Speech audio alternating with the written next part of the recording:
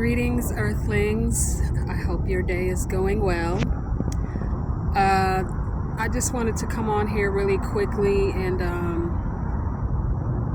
hopefully give you some words of encouragement. You know, in order for things to change in your life, you have to make them happen.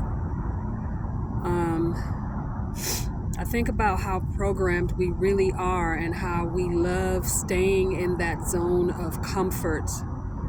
You know, there's a part of us that will always try and stick to what is comfortable. And when I say we're programmed, it's like we get up in the morning, like we just do those things that we're comfortable with, we're used to doing. A lot of that stuff becomes a habit.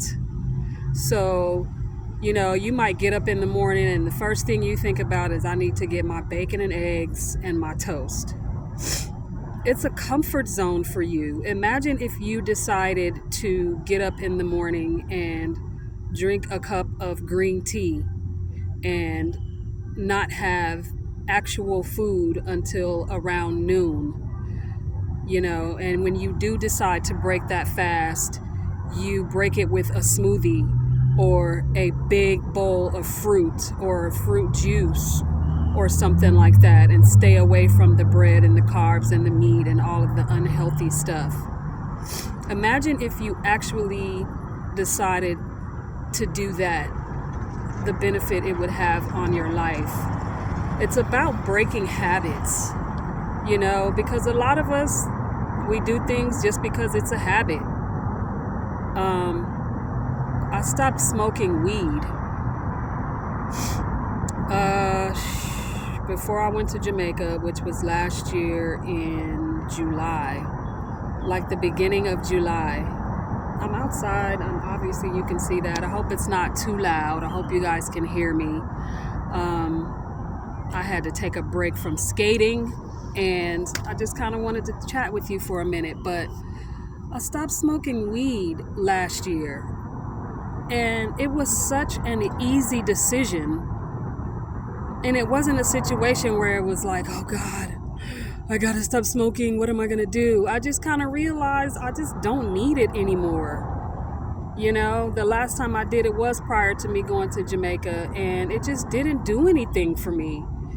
And right after I stopped is when I realized that was a habit. You were just used to getting up and wake and bake and smoking with your family and smoking with your friends and smoking at the party, smoking before you went to a club. You know, it was a habit.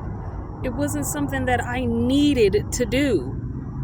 And I think after a while, my brain still wanted that feeling, that euphoric feeling. So for a few months, I replaced that with eating shitty food. Literally eating shitty food. Eating chicken and salmon. That was pretty much as far as I would take it. I wouldn't really eat anything else, but I would eat potato chips every single day. And what I realized in the process of doing that, I felt it in my brain. It was those serotonin, that dopamine. You know, the word dope, that was dope. That's what that is. It's that feeling that you get in your brain. And it's just like, you know, so even though it wasn't weed, it was food. I replaced it with unhealthy, chemical-filled food. And I even had to stop doing that because I'm like, your body don't need it. You just want it. It's this, you're missing that dopamine, that high that you were getting from smoking weed. And now, after all these months, I'm like, you know what? That shit was just a habit. I don't even miss it. I have no desire to do it at all. The last time that I knew I was done is when I was around a family member, and that's something that we used to do. We would just smoke out, and it was offered to me, and I'm like, nah, I'm good. And that's when I knew, okay, you conquered that. I had been smoking off and on since the first time I smoked weed, I was with my first boyfriend, and I was probably about 17 years old. I I didn't learn about how good the Cali weed was until I left home and start trying to smoke at other places. That's when I started realizing, oh, okay, I get it now, knowing the differences and stuff like that. But from 17 years old when I first got high until now, off and on over those years, I smoked weed. So that was, and I'm 50 something now, so that was a long time. And I guess the point I'm trying to make is, if you really want to stop something, change your eating habits, you gotta decide. I've said that before. You gotta decide, you know what? I don't want to do this anymore. And it might take work because you're in the habit. Habits are hard to break for some people. Because you're in the habit of doing that thing that makes you comfortable, it's difficult for you to stop. But if you really wanted to, you could. People tell me all the time, oh, I can't skate. I'm out here, like I said, on my skates. Had a conversation with a lady just passing by. This lady was talking to me and she was like, I can't do that. I'm scared I'm gonna fall. And I'm like, but don't you fall in life anyway? Yes, we fall in life. And what happened? She was over there walking. She got back up. Whatever it was, she's still here. You know how many times I have fallen on these skates? I fell on my skates one day so bad I couldn't even sit down without, I fell right on my ass and it hurt like hell for weeks. But I was out there skating even with a hurting ass.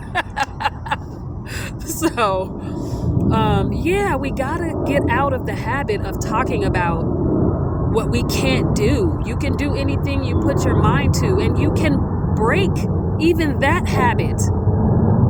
Get out of that comfort zone. There's a better life on the other side of that comfort zone. So, I don't know if you can hear my phone ringing. Let me see about ending that call. Okay. Yeah, you got to break habits.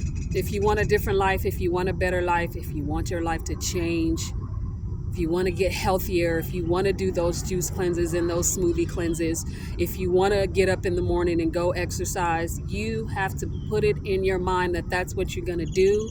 And then you have to work on breaking the habit, whatever that looks like for you. If you got